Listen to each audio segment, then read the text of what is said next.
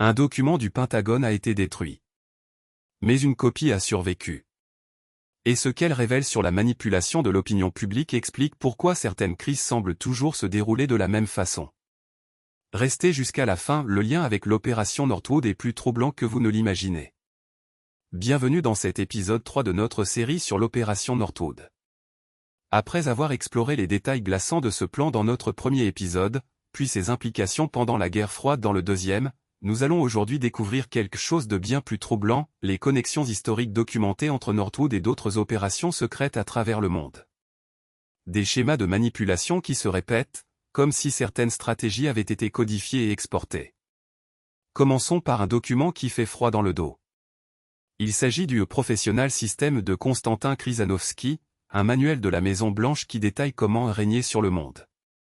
Dans ce document officiel, on trouve une référence directe à l'opération Northwood. Mais ce n'est pas tout. Kryžanovský y décrit un système complet de manipulation étatique, avec des techniques éprouvées pour influencer l'opinion publique, justifier des interventions militaires, et contrôler le récit médiatique. Ce qui est fascinant, c'est que ce manuel ne se contente pas de théoriser, il s'appuie sur des cas concrets, dont Northwood, pour démontrer l'efficacité de ces méthodes. Et c'est là que les connexions commencent à apparaître. Car l'opération Northwood n'était pas un cas isolé. En 1954, presque exactement 10 ans avant Northwood, un événement similaire se produisait à l'autre bout du monde. L'affaire Lavon, du nom du ministre israélien de la Défense de l'époque, impliquait des agents israéliens qui avaient fait exploser des installations américaines et britanniques en Égypte. Le but ? Faire porter le chapeau aux Égyptiens et justifier une intervention militaire.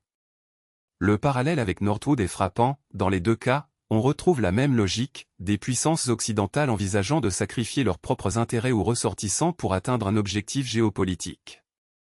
Et ce qui est encore plus inquiétant, c'est que les documents déclassifiés montrent que ces stratégies n'étaient pas improvisées, mais faisaient partie d'un répertoire d'actions secrètes bien rodé. Mais le plus choquant, ce sont les documents déclassifiés qui révèlent la continuité de ces stratégies à travers les décennies.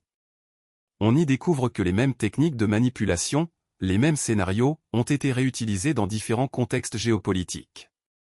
La désinformation, les opérations sous faux drapeau, la manipulation de l'opinion publique, tout cela forme un système cohérent, documenté, et étonnamment efficace.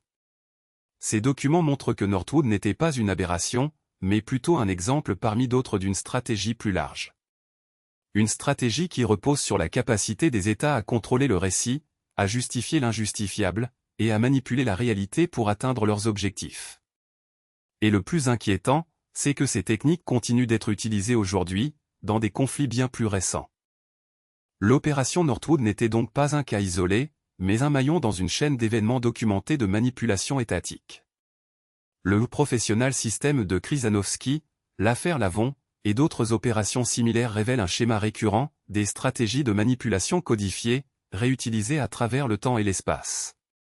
Ces connexions historiques nous obligent à nous interroger sur la nature du pouvoir étatique et sur la véracité des récits officiels que l'on nous sert. Car si l'histoire nous a appris quelque chose, c'est que la réalité est souvent bien plus complexe et manipulée que ce que l'on veut bien nous faire croire. Ce manuel de 1963 n'était que le début. Ces méthodes ont-elles évolué? Sont-elles toujours utilisées aujourd'hui? La réponse pourrait se trouver dans les documents que vous n'êtes pas censé voir.